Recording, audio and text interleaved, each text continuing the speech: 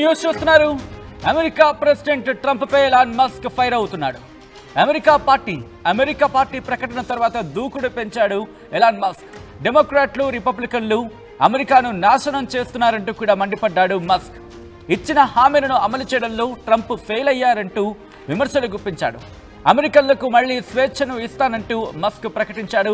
Trump తెచ్చిన big beautiful బిల్లుతో అమెరికాకు తీవ్ర నష్టం జరుగుతోందంటూ కూడా ధ్వజమెత్తాడు ఎలాన్ మస్క్.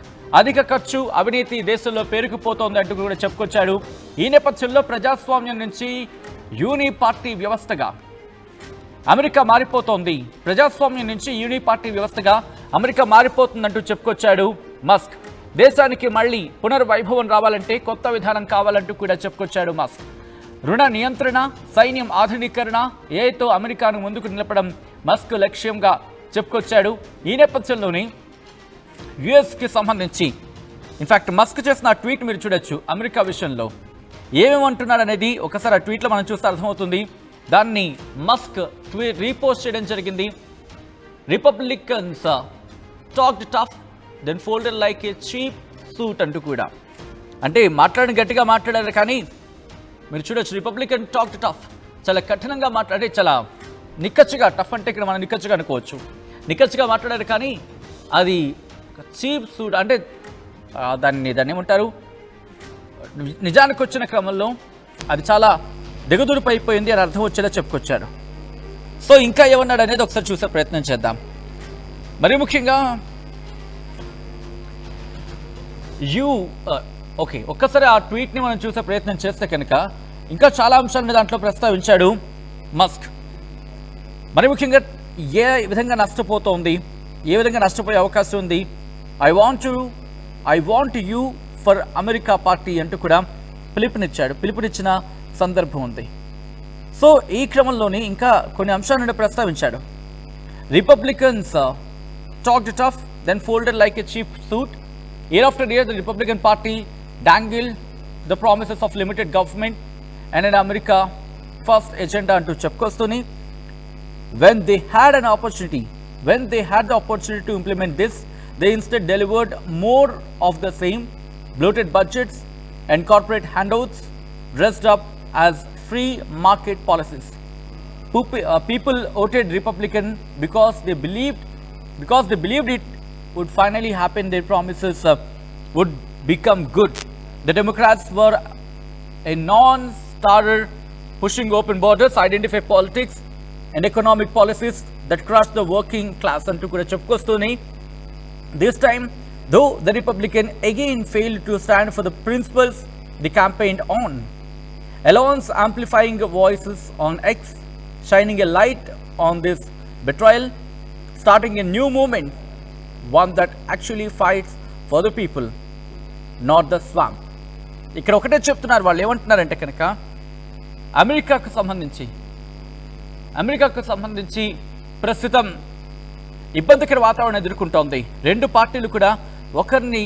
పార్టీలు కూడా ప్రజల్ని మోసం చేశాయి అని అర్థం వచ్చేలా మస్క్ చెప్పుకొస్తున్నాడు. అటు రిపబ్లికన్లు కావచ్చు, లేకపోతే డెమోక్రాట్లు కావచ్చు. దాదాపుగా 1855 నుంచి ద్రోహం చేస్తున్నారు. ఇప్పుడు నేను ఎందుకు సపోర్ట్ చేయాల్సి వచ్చింది? ఎందుకంటే తనకు ప్రధానంగా ఎదురవుతున్న ప్రశ్న, ఏమయ్యా ఎలక్షన్స్ ముందు నువ్వే కదా చెప్పుకొచ్చావు ట్రంప్కి ఓటేయమని నువ్వు చెప్తే కదా మేము ఓటేసాము.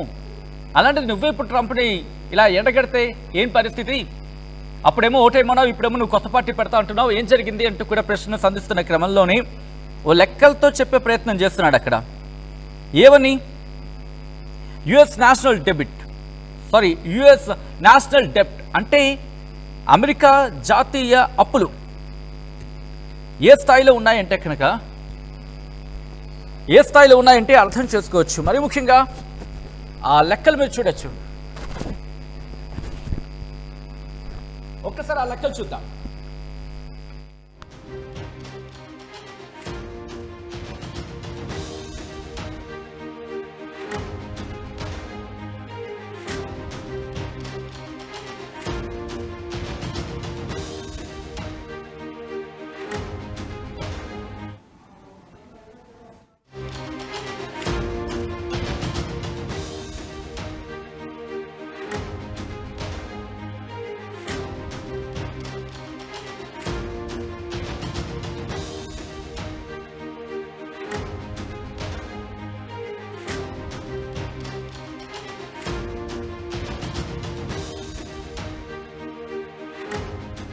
ఒక్కసారి ఆ లెక్కలు చూడండి.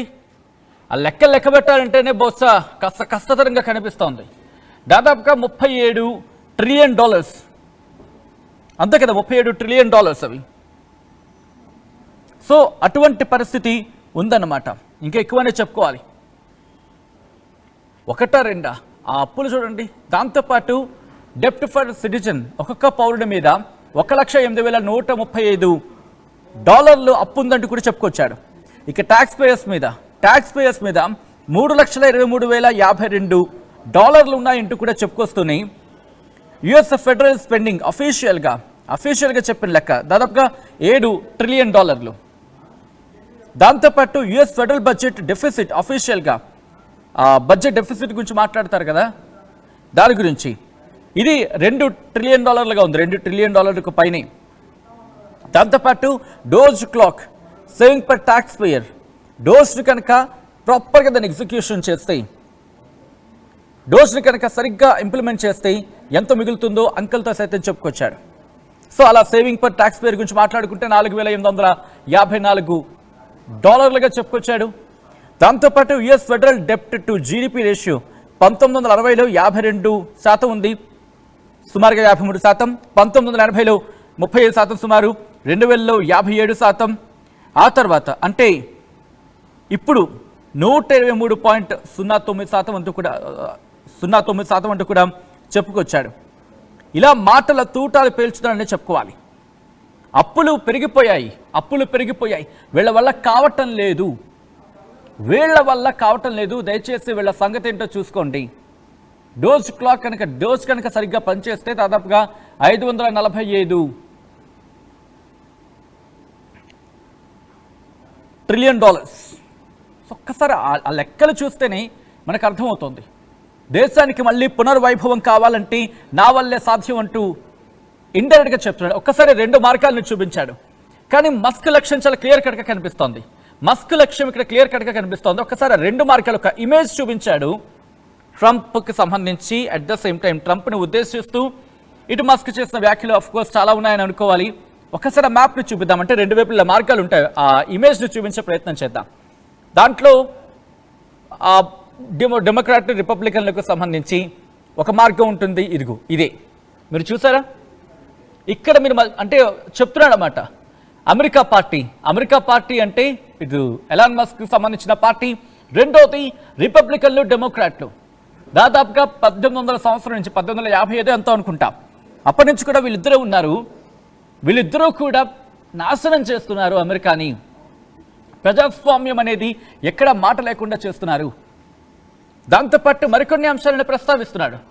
దాంతో ఇంకేమంటున్నాడంటే, మస్క్ ఇక్కడ ఫైర్ అవుతున్న సందర్భం అమెరికా ప్రెసిడెంట్ ట్రంప్ మీద డోస్ని దాన్ని సరిగ్గా వాడట్లేదు, సరిగ్గా ముందుకు తీసుకువెళ్ళట్లేదు. అమెరికా పార్టీ ప్రకటన తర్వాత తన దూకుడిని పెంచాడు మస్క్. మాటలు యుద్ధం చేస్తున్నాడు. డెమోక్రాట్లు, రిపబ్లికన్లు అమెరికాను నాశనం చేస్తున్నారంటూ చెప్పుకొచ్చాడు మస్క్. ఇచ్చిన హామీలను అమలు చేయడంలో ట్రంప్ ఫెయిల్ అయ్యాడు అంటూ కూడా చెప్పుకొచ్చాడు. అమెరికన్లకు మళ్ళీ స్వేచ్ఛనిస్తానంటూ మస్క్ చేసిన ప్రకటన ప్రస్తుతం సంచలనంగా మారింది. కానీ ఎలా సాధ్యం? ఎందుకంటే అధ్యక్షుడు అయ్యే ఆ అవకాశం మస్క్కి లేదు. అదేంటది, ఎందుకు లేదు అనే క్వశ్చన్ వస్తుంది కదా. కారణం ఏంటంటే అమెరికా రాజ్యాంగంలో లేదు. ఎందుకంటే అమెరికా రాజ్యాంగం ప్రకారం ఆ దేశానికి అధ్యక్షుడు కావాలంటే ఆ దేశస్థుడై ఉండాలి, అక్కడే పుట్టి ఉండాలి, అక్కడే జన్మించి ఉండాలి.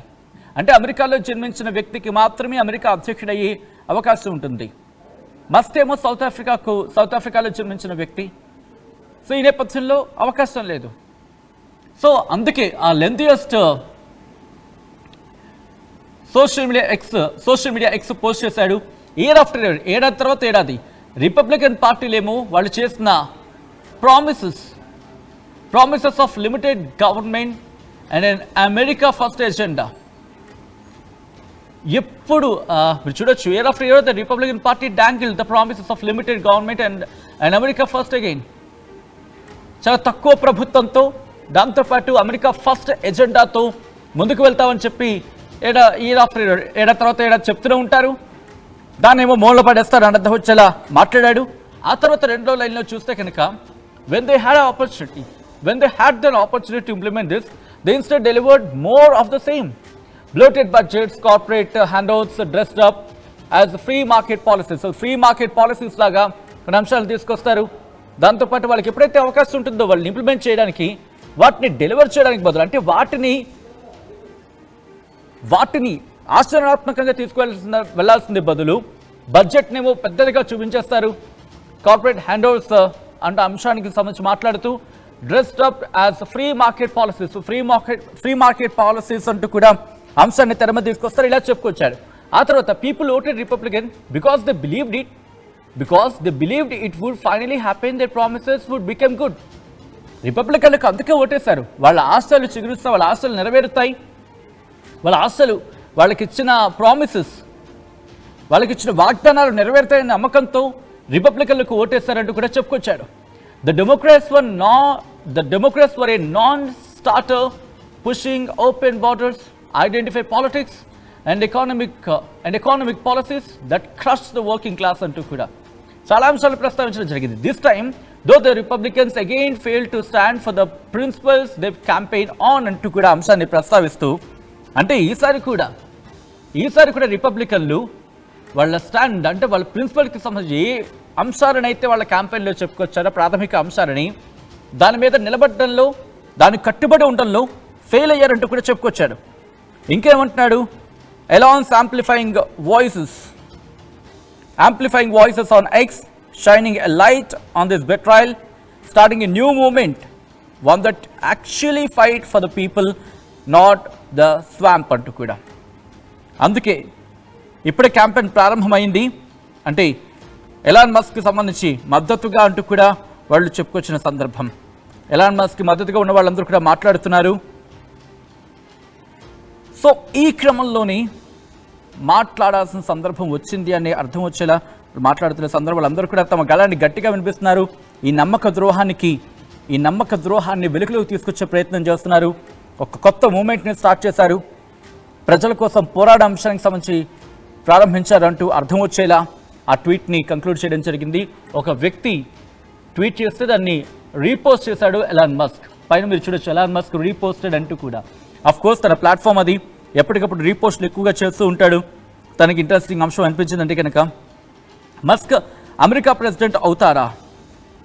బహుశా మస్క్ అమెరికా ప్రెసిడెంట్ అయ్యే అవకాశం లేకపోలేదు అనేది బహుశా కొట్టిపారేయలేం. అరే ఇందాకలే కదా అయ్యే అవకాశం లేదన్నా, ఇప్పుడు కొట్టిపారేయలేమంటే కనుక అక్కడ రాజ్యాంగంలో మార్పులు చేర్పులు జరిగాయి అనుకోండి, అవకాశం ఉంటుంది కదా.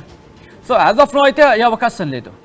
కానీ కొద్దిసేపటి క్రితం మనం మాట్లాడుకున్నట్టుగా కొత్త పార్టీ పెట్టాడు కాబట్టి అక్కడ పార్టీలో ఉన్న అభ్యర్థులు ఎవరైనా, మస్క్ పార్టీలో ఉన్న, ఒకవేళ మస్క్ పార్టీ కనుక గెలిస్తే ఆ పార్టీ అభ్యర్థులు ఎవరైనా అధ్యక్షుడిగా అవ్వాలి అనే రేస్ ఉంటే, అక్కడ ఆ దేశస్తులు అయ్యి ఉంటే, ఆ పార్టీ అభ్యర్థి గ్యారంటీ అధ్యక్ష దశలోకి రావచ్చు, ఈ అధ్యక్షుడు అయ్యే అవకాశం ఉంటుంది.